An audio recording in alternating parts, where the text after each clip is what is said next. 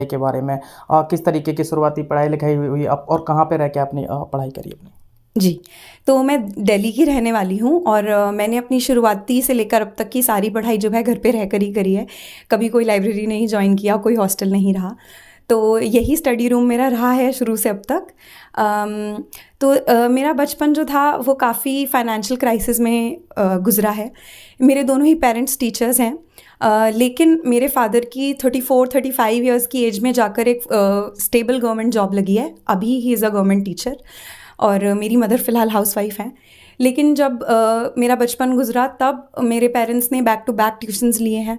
उस टाइम पे मैं ये कहना चाहूँगी कि मेरी मदर ने मेरे फादर को फ़ोर्स किया ऐसे इंग्लिश मीडियम स्कूल में पढ़ाने के लिए जिसकी उस टाइम पर हम फ़ीस अफोर्ड भी नहीं कर सकते थे। तो आई वुड लाइक टू से ये मेरी मदर का राइट डिसीजन था कि शायद मैं यहाँ आप लोगों के सामने बैठी हूँ। ओके, अभी आपकी हाई स्टडी की बात करी जाए, ग्रेजुएशन में आपने क्या किया है? जी, तो जैसा कि 2021 का मैंने अटेम्प्ट क्रैक किया है, 2021 में ही मेरी ग्रेजुएशन कंप्लीट हुई है। मैंने हिंदू कॉलेज दिल्ली यूनिवर्सिटी से हिस्ट्री ऑनर्स में अपनी ग्रेजुएशन हासिल की है और उससे पहले 10th क्लास में मेरा 10 CGPA था, 12th क्लास में मेरे 95.25% थे।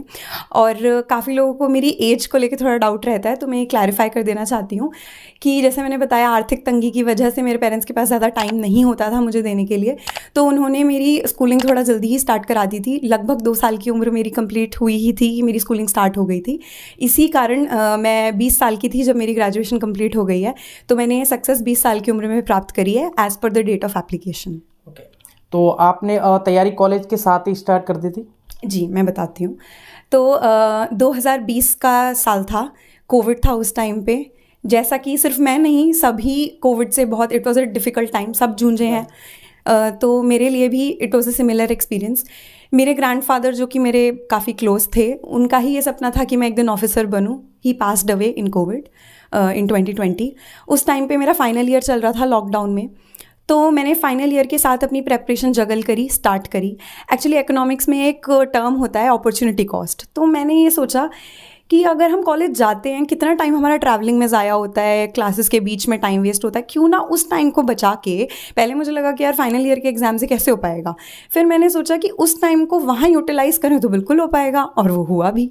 ओके, आपने आर्ट साइड से अपनी पढ़ाई लिखाई कंप्लीट करी है, तो फिर ये इसमें जब एसएससी की या फिर किसी कॉम्पिटिटिव तैयारी आप करते हो तो उसमें मैथ और ये रीजनिंग बहुत आता है, तो फिर आपने ये डिसीजन कैसे बनाया इस साइड जाने का? जी, जी। एक्चुअली ये चीज़ मैंने जैसे कहा मेरे ग्रैंडफ़ादर का सपना था, उन्होंने तो शायद बहुत पहले ही देख लिया था जब मुझे ये सब पता भी नहीं था। मेरे पेरेंट्स की गाइडेंस शुरुआत से रही है इस फील्ड के लिए, और एक्चुअली सब लोग चाहते थे, सब लोगों ने सोचा, जब 10th क्लास में मैं थी, आर्ट्स और साइंस का ये बहुत बड़ा बहस हुआ। सब लोग चाहते थे घर पे, सोसाइटी में, कि भाई इतना ब्राइट बच्चा है तो साइंस ही लेगा, नहीं लिया, स्टेट ऑफ शॉक। पर मेरे पेरेंट्स काफ़ी सपोर्टिव थे उस टाइम पे आर्ट्स लेने के लिए भी। लेकिन ग्रेजुएशन कंप्लीट करने के बाद उन्हें भी लगा था कि यूपीएससी के लिए अपीयर करेगी, जो कि मैंने नहीं किया। तो इनफैक्ट मेरे पेरेंट्स भी काफ़ी डिसअपॉइंटेड थे। मैं बैठी, मैंने उनसे बातचीत करी, मैंने उनसे केवल अपने लिए 1 साल का समय मांगा कि आप मुझे 1 साल का समय दीजिए। मैंने उन्हें एक्सप्लेन किया कि मैं यूपीएससी अभी क्यों नहीं करना चाहती। जैसा कि लोग एसएससी सीजीएल को प्लान बी रखते हैं, मैंने इसे प्लान ए रखकर यूपीएससी को प्लान बी रखा। तो मैंने उन्हें एक्सप्लेन किया कि देखिए, अगर कुछ है तो मैंने अपनी फादर की लाइफ से ही सीखा है। यही मैंने उन्हें कहा कि आपने 34-35 साल की उम्र तक इतनी स्ट्रगल देखी है ना, वो चाहते हैं कि मेरे लिए वो स्ट्रगल मैं देखूं। तो अनएम्प्लॉयमेंट का वो दौर, वो जो एंग्जाइटीज़ इनसिक्योरिटीज़ होती हैं, UPSC is not unachievable but it is unpredictable. काफ़ी इनसिक्योरिटीज़ के साथ इंसान जूझता है। तो मुझे पहले स्टेबिलिटी चाहिए थी, पर मुझे ये भी क्लियर था कि मुझे ऑफिसर ही बनना है, भारत सरकार को ही सर्व करना है। तो मैंने एक मिडिल पाथ निकाला। ओके, अभी मैं जानना चाहूँगा कि जिस दिन आपका रिजल्ट आया, और एसएससी में तो पहले आइडिया लग जाता है, अनुमान लग जाता है कि अच्छा रिजल्ट होने वाला है, लेकिन फिर भी जो ऑफिशियली अनाउंस हुआ आपका रिजल्ट और आपका सिलेक्शन हो गया, तो उस दिन के बारे में थोड़ा बताओ, और कैसे रिएक्शन थे पेरेंट्स के और कैसा फील कर रहे थे आप? जी, तो कोइंसिडेंटली उस टाइम पर हम वैष्णो देवी की ट्रेन में बैठे हुए थे। ऐसा कुछ हमें नहीं पता था कि आज ही आने वाला है कुछ, बट हाँ, जैसा आपने कहा अनुमान होता है, और ईडी ही मेरी फर्स्ट प्रेफरेंस थी। और कुछ हद तक उसके बाद मैंने जीएसटी भरा था, तो ये पक्का था मेरी रैंक का आइडिया लगाते हुए कि जीएसटी मिल जाएगा।